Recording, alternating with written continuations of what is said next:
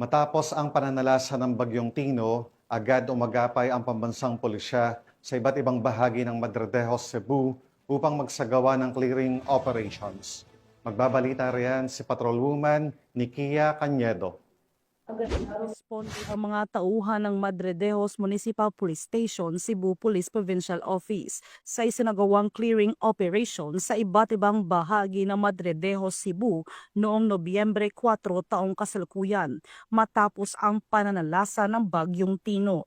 Pinangunahan ni Police Lieutenant Roelio Pliones, Deputy OIC, sa ilalim ng direktang superbisyon ni Police Captain Jack A. Ciares, Officer in Charge ng Madredejos Municipal Police Station. Ang operasyon na nagsimula ng maaga upang alisin ang mga natumbang puno, nabaling sanga at iba pang debris na humaharang sa mga major at secondary roads ng lugar. Ang mga bara sa kalsada ay nagdulot ng panganib sa mga motorista at pedestrian at maaaring magpabagal sa paghatid ng mga emergency at essential services kung hindi agad na aksyonan. Nakipag-ugnayan din ang grupo sa Municipal Disaster Risk Reduction and Management Office at mga opisyal ng barangay upang matiyak ang maayos na pagtatapon ng debris at agarang pagpapanumbalik ng daan para sa publiko.